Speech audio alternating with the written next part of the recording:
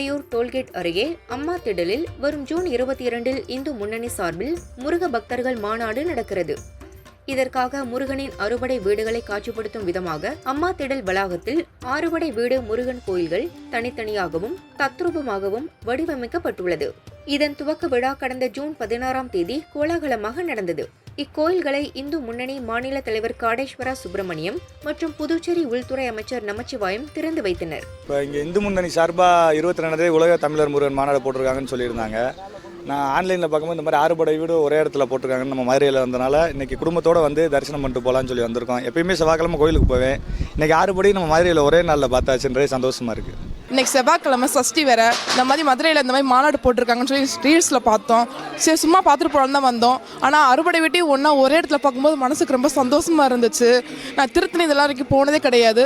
சாமியை கண் கூட பார்க்கும்போது நம்ம கோயிலில் போய் நேரம் எப்படி சரிச்சோமோ அதே மாதிரியே இருந்துச்சு.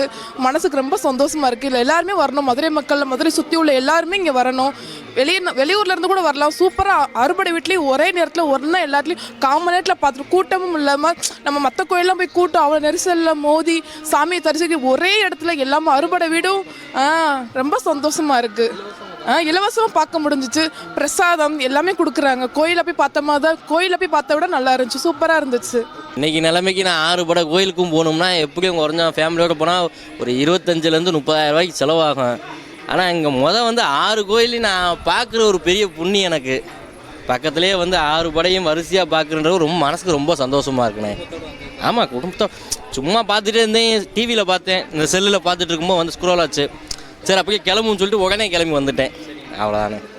அழகென்ற சொல்லுக்கு முருகா எனும் வரிக்கு ஏற்ப அழகுடன் அமைந்துள்ள 6 படை வீடு முருகனை தரிசனம் செய்ய அனுமதி இலவசம். 6 படை வீடு முருகன் சுவாமிகளை ஒரே இடத்தில் தரிசனம் செய்ய பக்தர்கள் கூட்டம் கூட்டமாக வருவதால் அம்மா திடல் வளாகம் நிறைந்து வழிந்த வண்ணம் உள்ளது. இங்கே அறுபடை முருகன்ல ஒரே இடத்துல பார்க்குறது ரொம்ப நல்லா இருக்குது. இது நம்ம தனித்தனியாக பார்த்தோம்னாலுமே இவ்வளோ சாட்டிஸ்ஃபைட் இருக்குமான்னு தெரில. இங்கே பார்த்தது ரொம்ப சிறப்பாக இருக்குது. சிலை எல்லாமே ஆர்டிஃபிஷியலாக இல்லாமல் தத்ரூபமாக அப்படியே இருக்குது. நம்ம அங்கே போய் கோயிலில் போய் பார்த்தோம்னா எப்படி ஒரு வேண்டுதல் எப்படி வைப்போமோ அந்த மாதிரி நல்லா இருக்குது. மதுரையில் முதல் படை வீடு திருப்பரங்குன்றம்.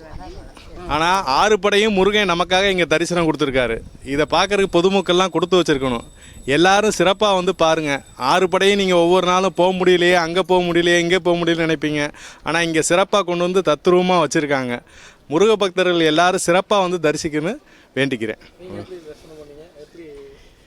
நான் உண்மையிலே 6 படைக்கு போயிட்டு வந்த மாதிரி நினைக்கிறேன். அந்த இதை நீங்கள் எல்லோரும் அனுபவிக்கணும். எல்லோரும் நேராக வாங்க. இது மதுரைக்கு கிடைச்ச ஒரு வரப்பிரசாதம் இல்லையா? எல்லாருமே கோயில் நகரம், இந்த கோயில் நகரத்தில் 6 படையும் இங்கே இருக்கிறது எவ்வளோ பெரிய சிறப்பான விஷயம். அது 6 படை வீடு மாதிரி கோயில்களில் முருகனின் 6 படை வீடு கோயில்களில் வழிபட்ட வேல் பிரதிஷ்டை செய்து வைக்கப்பட்டுள்ளது. இங்கு ஒவ்வொரு கோயிலின் சிறப்புகள் குறித்தும் காட்சிப்படுத்தப்பட்டுள்ளது. தரிசனம் செய்ய வரும் பக்தர்களுக்கு இந்து முன்னணி சார்பில் பிரசாதம் வழங்கப்படுகிறது. மேலும் ஒவ்வொரு நாள் மாலையிலும் கலை நிகழ்ச்சிகள் நடக்கிறது. ஜூன் 22 நடைபெறும் மாநாடு அன்று மதியம் கலை நிகழ்ச்சிகள், ஆன்மீக உரைகள், சிறப்புரைகளுடன் மாநாடு நடைபெறும். அன்று மாலை 6 மணிக்கு 5 லட்சம் பேர் ஒரே நேரத்தில் கந்தசஷ்டி கவசம் பாடும் நிகழ்வு நடைபெறும் என நிகழ்ச்சி ஏற்பாட்டாளர்கள் தெரிவித்தனர்.